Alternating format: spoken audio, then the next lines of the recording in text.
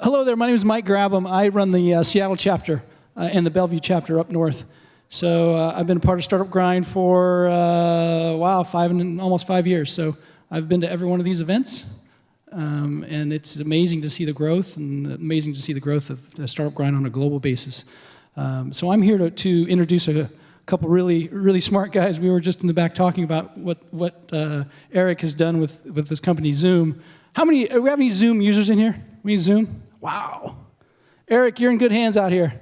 So I'm going to introduce Eric Yuan. He's the CEO and founder of Zoom, and obviously a lot of people have already used it, so that's great.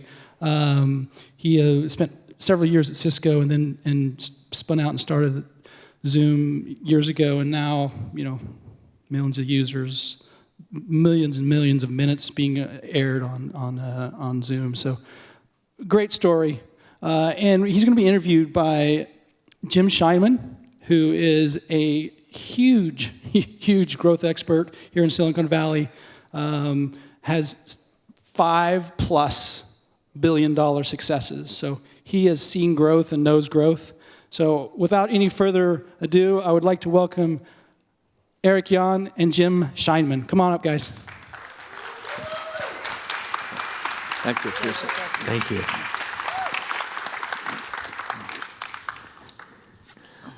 Okay, good morning.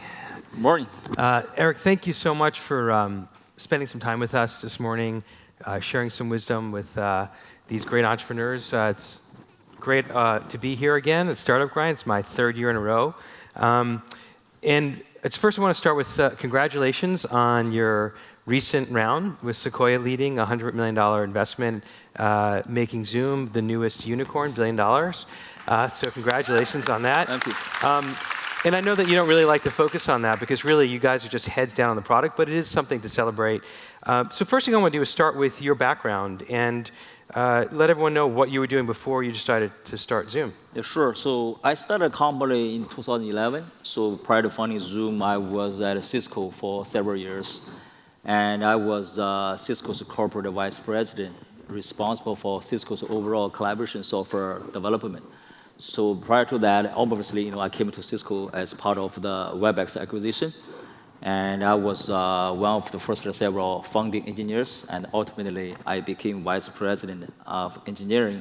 If some of you are still using WebEx, the buggy code I wrote in 1998 is still running there, so be careful. And anyway, so I'm stuck in this real-time collaboration business for almost 20 years. Nice. And one of the things that I hear over and again, that happened this morning. I met a good friend, and he mentioned to me, I was telling him I was coming here to talk with you, and he said, I love Zoom, it's changed, his consulting business changed the way that we operate. But how, and he said, it's amazing that in a world in 2011 when you guys launched, when there was, WebEx and Skype and some other folks GoToMeeting, how is Zoom able to be successful? It seemed like, game over, right? I think you're right on. So, back then, before I started a company, for sure, I talked with quite a few of my friends, also other, advisors. All of them told me that this market is too crowded. Don't do it. There's so many other products out there already.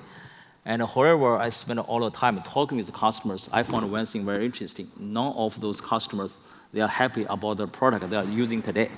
No matter WebEx or GoToMeeting or Skype, they just do not feel happy.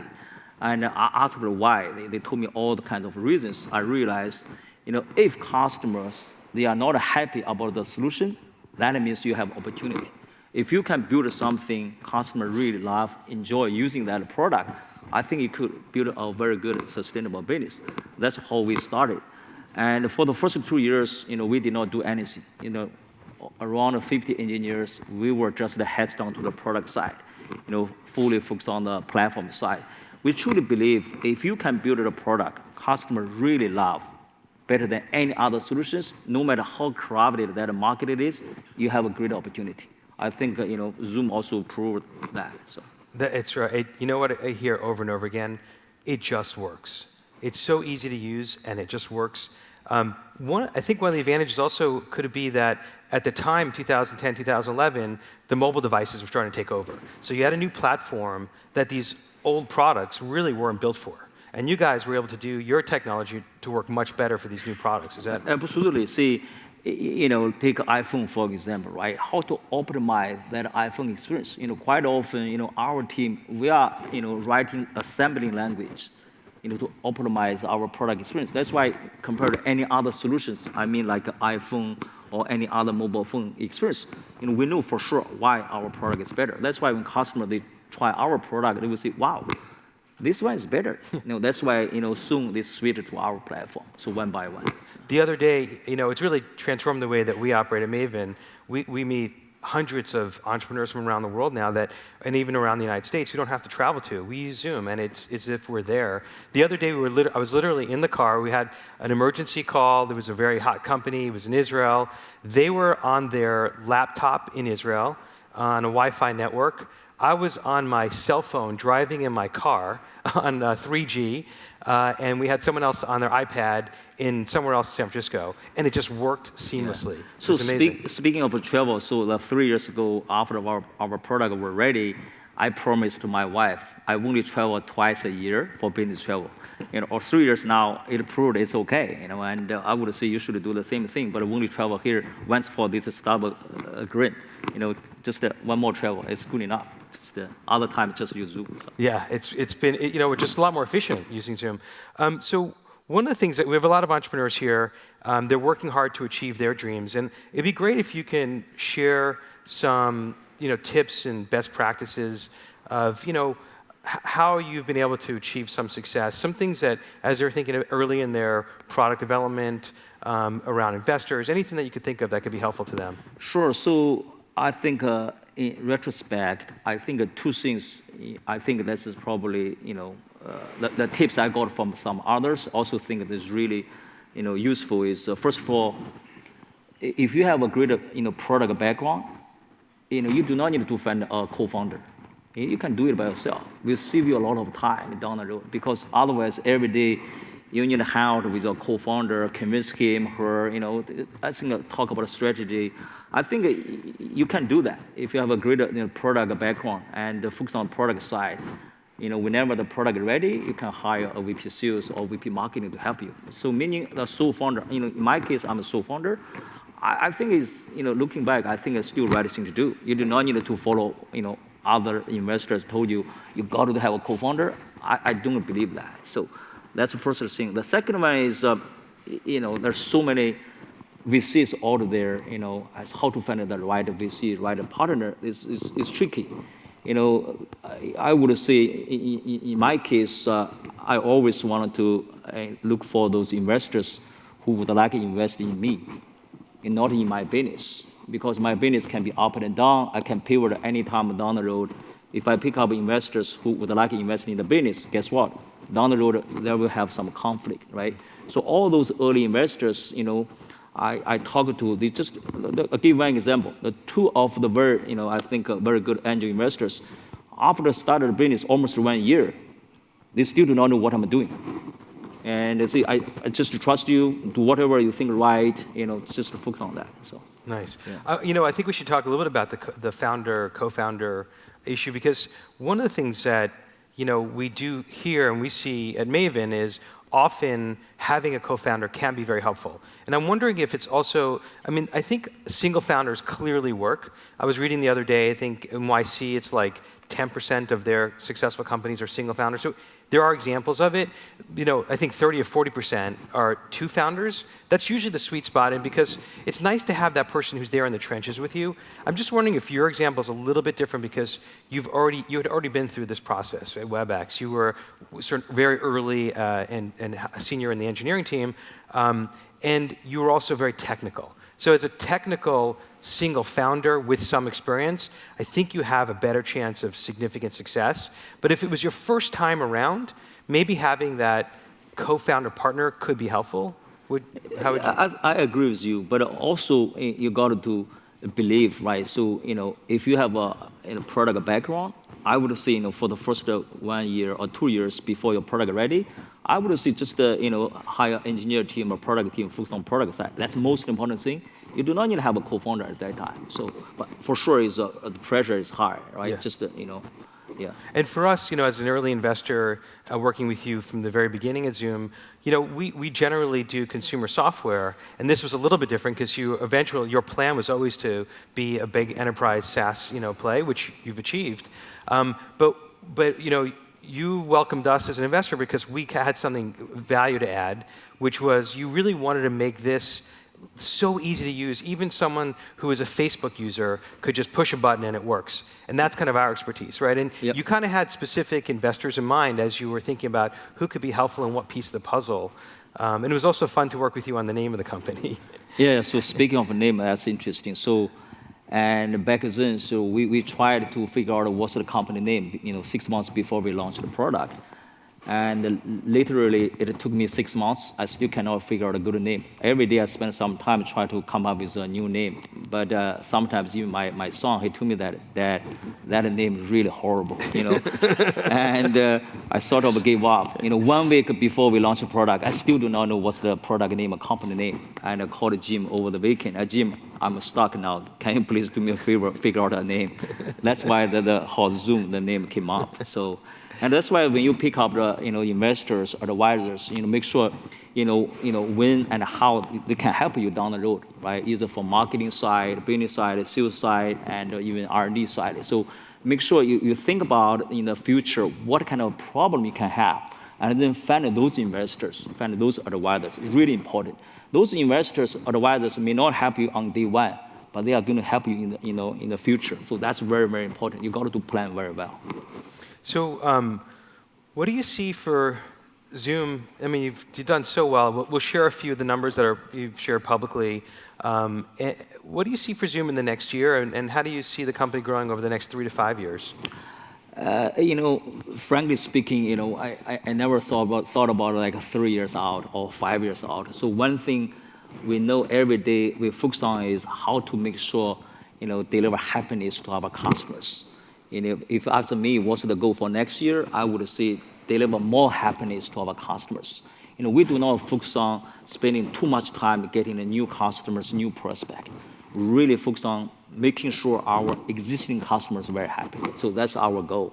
And we do not have a specific goal like in 3 years out, what should we do? Mm-hmm. I don't. So it's hard to say. So. But you plan, this is a standalone business, just keep growing, delighting customers. Can we share some of the numbers, how many business customers you have today? And these are very large companies. Yeah, we have over 500,000, unique business domains. 500,000 unique business domains. Yes. And that's not including the millions of individuals who use the product. No, yeah. That's amazing. This is just business domains. Wow, that's phenomenal. And approximately how many annual minutes do you think that? So based on the daily minutes, so the annual minutes is around 18 billion. Yeah. 18 billion. Yeah. Wow.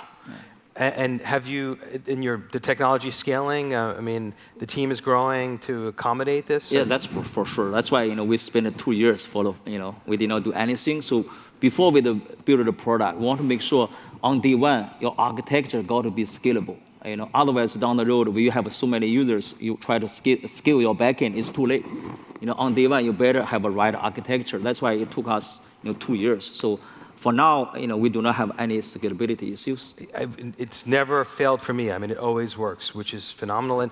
And maybe there was like one time where, in the old technologies with the WebExes and the Skypes, you're just used to this jerky motion, right? But I've been using Zoom for now, 2 or 3 years exclusively. And once for like a second, there was a little jerky motion. I emailed you about it. You had someone on the team get on it right away. It's amazing the customer service and product attention you guys give to this.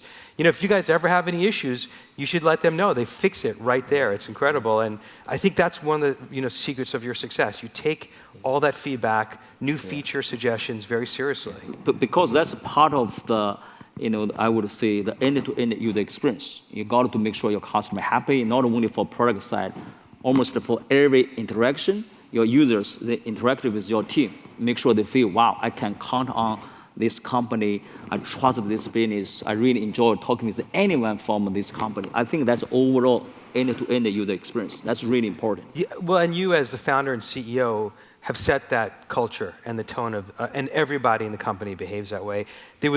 I got a marketing email from Zoom recently. There was a link that wasn't working, like the head of marketing got on that right away. Like that's the kind of attention to detail that makes companies billion-dollar businesses. So in early days, right, every time, whenever the paid customer, they cancel the service, I always personally reply back. Even recently, I still do that, but a little bit slow because there's too many other things. But for the first several 3 years, in every cancellation, I personally reply back because you really want to understand why the customer they canceled, and also make sure you understand the problem. And quite often, I found after that, those customers who canceled later on, became our very loyal customers. Of course. Refer to a lot of other customers. That's a very, very good, I think, investment. Speaking of referral, we have a couple of minutes, but we were talking with Derek earlier, right before we got on, and it seems like Startup Grind is now, all from organic growth using Zoom, which is fantastic. And I think there'll be maybe some interesting partnership opportunities between Zoom and Startup Grind going forward. And again, it wasn't like you were out there calling out. Someone on the team found it and told everyone else, this is much better than WebEx and Skype and GoToMeeting. Let's use this. And it just spreads like that, which is phenomenal. You have some plans to grow in Europe in particular, and I know Startup Grind is very big there. Is it, do you want to talk a little bit about how that, the kind of people you might be looking sure. to hire there? So when we started, we focus on North America, but we do see a lot of users coming from UK, in Germany, France. I think this year we are going to aggressively expand into the European countries because many users are already out there. I think we are going to hire a team over there, a local team for sales engineers, support team, and also customer success manager as well. I think overall this is our 2017 plan. Yeah. Nice. And Eric has generously agreed to stay for about 15 or 20 minutes we couldn't do Q&A in this forum, but you'll stay in maybe outside to chat if anyone has any questions or want to learn more about these opportunities in Europe. I just want to end by saying that, it's been an honor to work with you and help and watch you really build this incredible business. I think you're a great example of success of entrepreneurship in Silicon Valley. And I personally love when the good guys win, and you definitely are one of the good guys. So let's give Eric and Zoom a great congratulations. Thank you.